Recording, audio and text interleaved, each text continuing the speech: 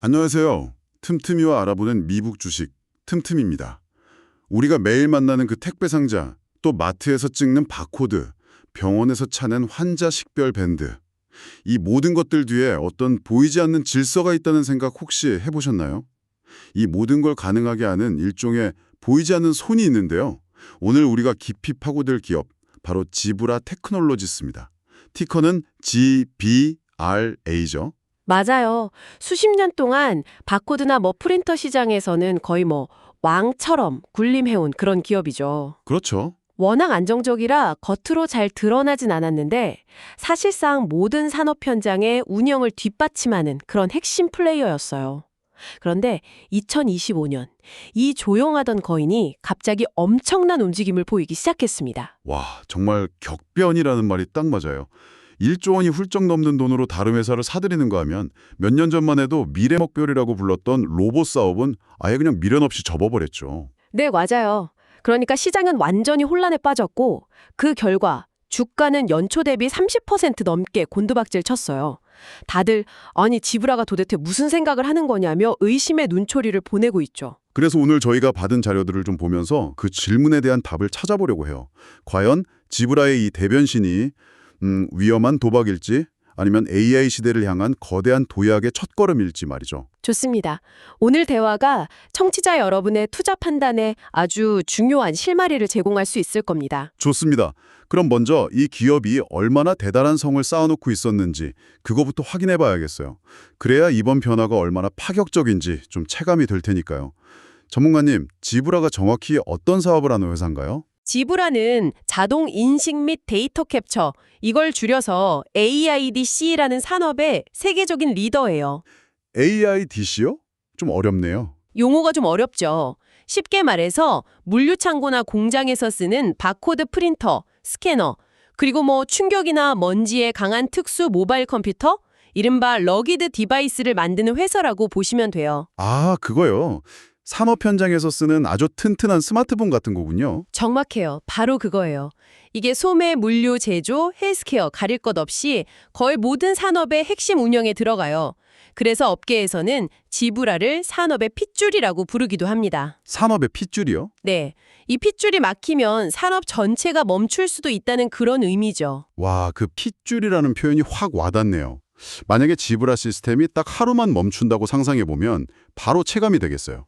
전 세계 물류 창고가 마비되고 병원에서는 환자 정보 확인이 안 되는 그런 대혼란이 벌어지는 거니까요. 실제 시장 점유율을 보니까 이게 과장이 아니더라고요. 그렇죠. 숫자가 모든 걸 말해주죠. 자료를 보면 산업용 모바일 컴퓨터 시장 점유율이 50%예요. 50%요? 잠깐만요. 그러니까 산업 현장에서 쓰는 특수 모바일 컴퓨터 2대 중 1대는 무조건 지브라 제품이라는 거잖아요. 네, 맞습니다. 이건 그냥 1등이 아니라 거의 독과점 수준인데요. 맞아요. 심지어 2위 업체의 점유율과 3대 이상 차이가 나요. 2등, 3등 업체를 다 합쳐도 지브라 하나를 못 이기는 그런 구조죠. 와, 바코드 프린터 시장에서도 40%, 스캐너 시장에서도 30%로 모두 압도적인 1위 자리를 지키고 있어요. 이렇게 강력한 시장 지배력, 소위 말하는 그 경제적 해자는 대체 어디서 나오는 건가요? 단순히 제품을 잘 만드는 것만으로는 설명이 안 될 것 같은데요. 아주 좋은 질문이에요. 지브라의 해자는 크게 3개의 단단한 기둥으로 받쳐져 있어요.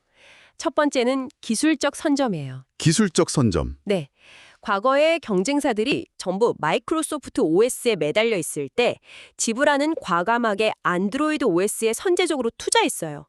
결국 이게 시장의 표준이 되면서 현재 새로 팔리는 안드로이드 기반 산업용 기기 시장의 60%를 지브라가 차지하게 됐죠. 와, 남들보다 반발짝 먼저 미래를 내다야 본 거군요. 그렇죠. 그리고 두 번째 기둥은 유통망 장악력이에요.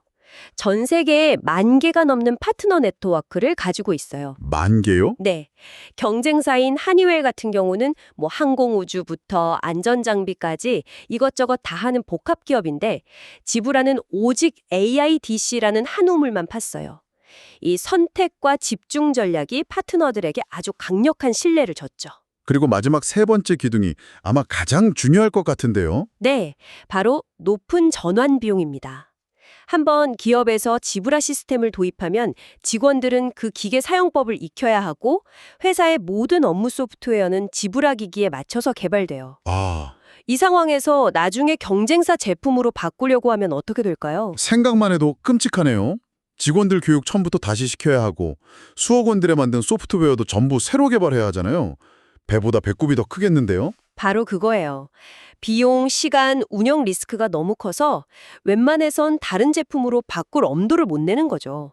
말 그대로 한번 들어오면 빠져나갈 수 없는, 뭐랄까, 가둬놓는 효과가 엄청난 겁니다. 그렇게 자기 왕국에서 편안하게 있을 수도 있었을 텐데 바로 그래서 2025년의 행보가 더 놀라운 것 같아요. 갑자기 그 단단한 성벽을 스스로 허물고 새 땅을 찾아 나선 거잖아요. 맞아요. 2025년 지브라의 전략은 더하기와 빼기로 요약할 수 있어요. 더하기와 빼기. 먼저 더하기부터 보죠. 무려 13억 달러, 우리 돈으로 약 1조 7천억 원을 들여서 엘로터치 솔루션이라는 회사를 인수했습니다. 엘로. 저도 자료 보고 처음 들어본 이름인데 어떤 회사인가요? 우리가 식당이나 카페에서 흔히 보는 그 주문용 터치스크린 있죠. 아, 키오스크요? 네, 그런 판매 시점 정보 관리 시스템, 즉 POS 기기나 셀프 서비스 키오스크, 혹은 쇼핑몰의 인터랙티브 디스플레이 같은 고객 대면 터치스크린 기술의 강자예요. 아, 그렇군요. 처음엔 저도 그냥 이제 지브라가 키오스크도 만드는구나 정도로 생각했는데 자료를 보니까 그게 아니었어요. 이건 단순히 제품군 하나 추가하는 수준이 아니라 아예 회사의 정체성을 바꾸려는 거대한 그림이더군요. 정확히 보셨어요. 이건 단순한 사업 확장이 아니라 지브라가 플랫폼 기업으로 전환하겠다는 선언과 같아요. 이 인수로 지브라가 공략할 수 있는 전체 시장 크기, 즉 템이 기존 12억 달러에서 200억 달러 이상으로 거의 2배 가까이 커져. 와, 여기서 정말 흥미로운 지점이 나오더라고요.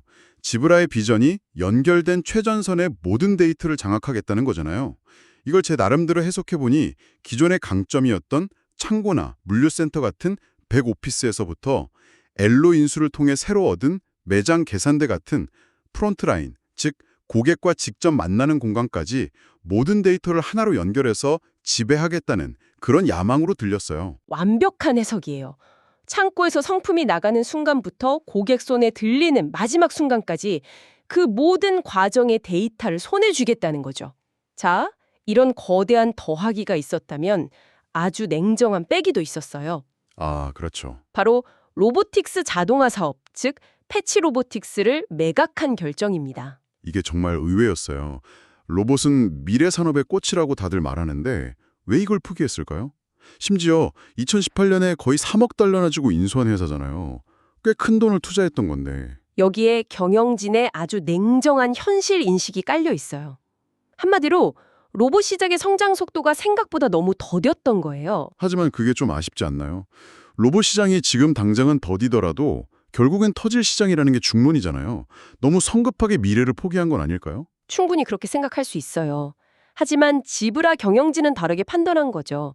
8천만 달러라는 일회성 손실을 감수하더라도 이 사업을 정리하면 연간 2천만 달러의 비용을 아낄 수 있거든요. 아, 비용 절감. 네, 그 돈과 자원을 우리가 방금 이야기한 핵심 사업과 엘로 인수에 쏟아붓는 게 더 현명하다고 본 거예요.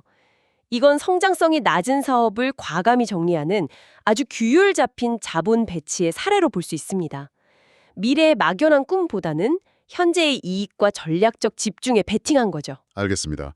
그러니까 이 모든 변화는 결국 선택과 집중이라는 거네요. 잘하는 건 더 잘하고 안 될 것 같은 건 빨리 접고. 자, 그럼 이런 대담한 전략이 회사의 재무 상태에는 어떤 영향을 미치고 있을까요? 이 부분 때문에 투자자들이 지금 가장 혼란스러워하는 것 같아요. 네, 순풍과 역풍이 아주 뚜렷하게 나타나고 있어요. 먼저 투자자들이 우려하는 역풍, 즉 배역 케이스부터 보죠. 네. 가장 큰 걱정거리는 역시 마진 압박이에요. 3분기 실적을 보면 미국 관세 영향으로 총 이익률이 90bp, 그러니까 0.9%p 하락했어요. 이게 2025년 한 해에만 2,400만 달러의 이익 감소를 가져올 거라고 해요. 와, 관세는 기업이 어떻게 할 수 없는 외부 요인이니까 더 답답하겠네요. 여기에 로봇 사업 철수 소식까지 더해지면서 투자 심리가 얼어붙었고 그래서 주가가 34%나 빠진 거고요. 맞아요. 지역별 실적 편차도 좀 있고요. 유럽 지역 매출이 3% 감소했고 특히 제조 및 머신 비전 부문의 성장이 둔화되고 있다는 점도 우려되는 부분이죠. 자, 여기까지 들으면 정말 걱정되는데요. 그런데도 여전히 지브라를 긍정적으로 보는 불케이스 시각도 만만치더라고요. 그 근거는 뭔가요? 이런 역풍 속에서도 지브라의 핵심 펀더멘털은 여전히 강력하기 때문이에요. 우선 핵심 사업의 성장은 아주 견고해요. 3분기 전체 매출은 5% 성장했고요. 특히 RFID 기술을 중심으로 한 자산 추적 부문은 11%라는 놀라운 두 자릿수 성장을 기록했어요. 11%요? 네, 요즘 모든 기업들이 재고 관리를 자동화하려고 하면서 RFID 기술 채택이 폭발적으로 늘고 있거든요. 이게 강력한 성장 동력이 되고 있는 거죠. 회사가 돈을 버는 능력, 그러니까 재무 체력도 아주 탄탄하다고 들었어요. 네, 연간 5억 달러, 우리 돈으로 6,500억 원 이상의 현금을 꾸준히 벌어들이고 있어요. 부채 비율은 1.0배로 아주 낮고요. 아, 안정적이네요. 이런 자신감을 바탕으로 5억 달러 규모의 자사주 매입 계획까지 발표했죠. 주주들에게 우리 회사 튼튼하니 걱정 말라는 신호를 확실히 보낸 거예요. 아까 걱정했던 관세 문제에 대한 대책도 있다고요? 그럼요. 이게 중요한 포인트인데 지브라는 이미 중국산 부품 수입 비중을 20% 미만으로 줄였고 2026년 중반까지 관세 영향을 대부분 상쇄할 구체적인 계획을 가지고 있습니다. 아, 계획이 있군요. 네. 즉 시장이 우려하는 관세는 회사의 근간을 흔드는 구조적 문제가 아니라 관리 가능한 일시적 이슈라는 걸 분명히 하고 있는 거죠. 알겠습니다. 단기적인 악재는 있지만 회사의 기초 체력은 여전히 튼튼하다는 거군요. 자, 그럼 이제 가장 중요한 미래 이야기로 넘어가 보죠. 지브라의 이 모든 행보는 결국 어디로 향하고 있는 걸까요? 자료를 보니까 모든 길은 결국 한 단어로 통하는 것 같던데요. 바로 AI입니다. 맞아요. 모든 것은 AI로 통합니다. 앞서 말한 엘로 인수는 단순히 하드웨어 포트폴리오를 넓힌 게 아니에요. 지브라의 AI 전략을 완성하기 위한 마지막 퍼즐 조각을 맞춘 거라고 봐야 해요. 현재 지브라 컴패니언 AI 에이전트라는 파일럿 프로그램을 주요 고객사들과 함께 진행하고 있고요. 경영진의 선언도 아주 구체적이더라고요. 2026년에 첫 AI 소프트웨어 매출이 발생할 것이고 2027년부터 본격적으로 확장될 것이다라고 아예 시점까지 못 박았어요. 여기서 AI가 가져올 기회는 크게 두 가지예요.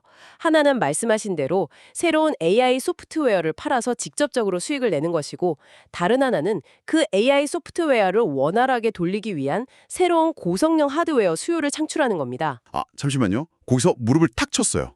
그러니까 AI 소프트웨어를 일종의 미키 상품으로 쓰는 거군요. 저희의 이 놀라운 재고 관리 AI를 쓰고 싶으세요? 그러려면 이 최신형 스캐너로 업그레이드 하셔야 합니다라고 말하면서 하드웨어 교체 주기를 강제로 앞당기는 효과가 있겠네요. 정확합니다. 정말 영리한데요. 바로 그게 지브라가 플랫폼 기업으로 도약하려는 핵심 전력이에요. 단순히 하드웨어를 한 번 팔고 끝내는 게 아니라 하드웨어와 소프트웨어가 결합된 고수익의 플랫폼을 구독 형태로 제공하는 거죠. 그렇게 되면 아까 말했던 고객의 전환 비용은 지금보다 훨씬 더 커지겠네요.